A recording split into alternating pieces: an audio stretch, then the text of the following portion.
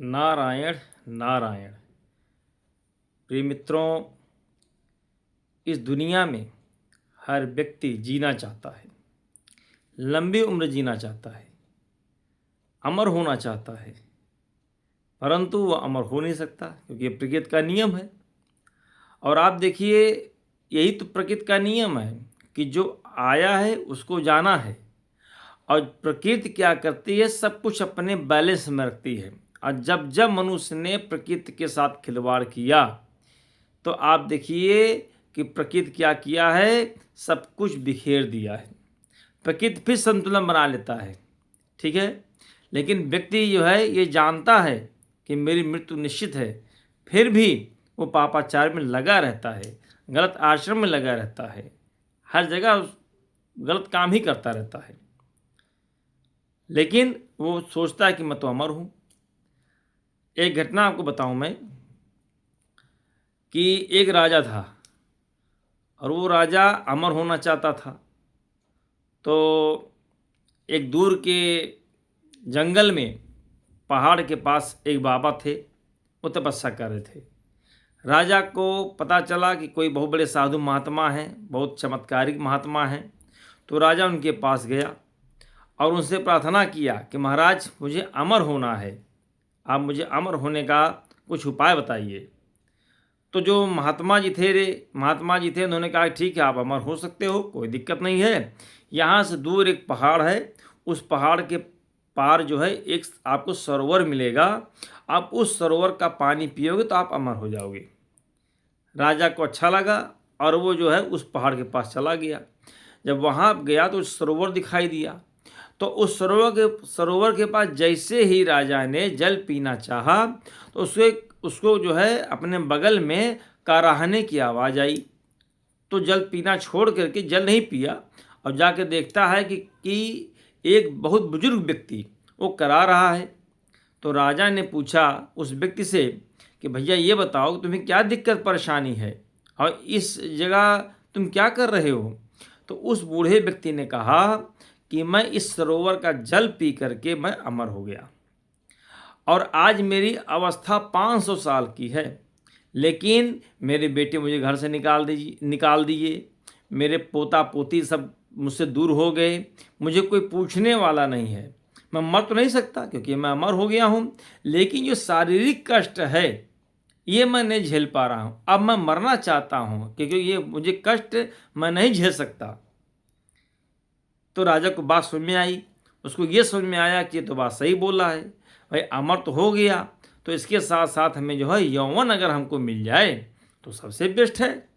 तो वो राजा पुनः जो है उस महात्मा जी के पास आया और महात्मा से यही कहा कि महात्मा जी, मैं अमर तो होना चाहता हूँ, लेकिन हमें यौवन भी मिले, हमें यौवन अवस्था मिले। तो महात्मा जी ने कहा ठीक है, एक काम करना, जो दूसरी पहाड़ी है उसके पास जाना, एक सरोवर और मिलेगा, वहाँ का जल पी लेना तो तुम अमर भी हो जाओगे और तुम्हें यौवन अवस्था भी मिल जाएगी।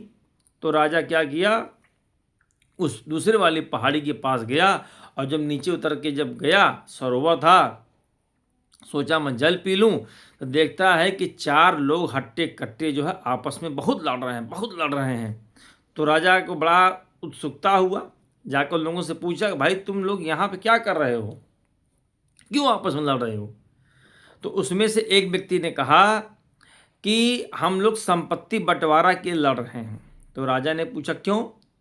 बोले कि ये हमारे पिताजी हैं और इन्होंने मुझको जब संपत्ति नहीं दी तो हमारे भाइयों में संपत्ति बंटवारा कैसे होगा, और जब तक हमारे भाइयों में संपत्ति का बंटवारा नहीं होगा तब तक मैं अपने बच्चे को संपत्ति कैसे दूं। तो राजा को बड़ा आश्चर्य हुआ, बोला मैं तुम्हारी बात समझा नहीं। तो उसमें से एक व्यक्ति ने कहा कि ये जो व्यक्ति हैं इनकी उम्र 500 वर्ष है, ये मेरे पिताजी हैं। मेरी उम्र जो है वो 450 साल है, मेरे भाई की उम्र है वो भी 400 साल है, और एक जो मेरा भाई है उसकी 400 साल उम्र है, एक की उम्र 350 साल उम्र है। सब लोग 50-50 साल गैप में हैं और ये मेरा पिता है, ये और मैं इनका बेटा, ये मेरा भाई और ये मेरा पुत्र है। अब आप बताइए कि मैं क्या करूं। तो राजा को बड़ा आश्चर्य हुआ। उसने कहा कि देखो, अमर तो सब लोग होना चाह रहे हैं, लेकिन अमर होने के बाद भी चैन नहीं है, क्योंकि वहाँ पर वो बुजुर्ग हमको मिला जो उसकी कोई सेवा कर नहीं कर रहा है। और यहाँ पर मैं देख रहा हूँ ये सब अमर तो हैं, यौनावस्था को भी प्राप्त हैं, परंतु ये आपस में लड़ रहे हैं।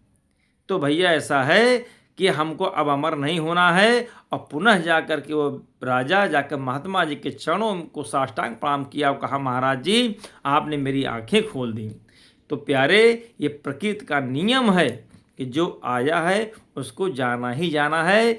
इसलिए आपकी जितनी भी आयु बची है, आप लिखवा कर नहीं लाए हैं, न स्टाम्प पेपर पर कहीं लिखा कि आपकी कितनी आयु है, ठीक है। आप ये मान के चलिए कि आपकी आयु सिर्फ एक क्षण बची है। पता नहीं, अभी मैं बैठे बैठे ये वीडियो बना रहा हूँ, आप लोगों से बातें कर रहा हूँ और अचानक से मुझे कुछ हो जाए, जय राम जी की, ठीक है। तो आप लोग भी ये समझिए कि आपके जीवन में कब क्या घटना घट जाए। इसलिए प्यारे, ये मत सोचिए कि मैं बहुत साल तक जीऊँगा। समय रहते ही भजन कीर्तन कर लो प्यारे, भगवान की आराधना करो, भगवान के शरणागत हो जाओ, अच्छे कर्म करो, लोगों की सेवा करो, हैं, प्यार मोहब्बत से रहो। यही हमारा जीवन इसीलिए बना हुआ है। अब भगवान हमें इसीलिए भेजे हैं कि जा कर के सबको प्यार बांटो, आपस में अच्छे से रहो। लेकिन कुछ ऐसे भी इस कलयुग में कालनेमी हैं जो आपको अच्छे से नहीं रहने देंगे, जो आपका हमेशा विरोध करेंगे, जो आपसे हमेशा दुश्मनी निभाएंगे। तो उस कालनेमी के लिए भी व्यवस्था है। जैसे हनुमान जी ने व्यवस्था किया, वैसे आप भी उस कालनेमी की व्यवस्था करिए, परंतु अच्छे से, ढंग से, ठीक है। और मस्त रहिए और भगवान का खूब भजन करिए। हर हर महादेव। नारायण नारायण।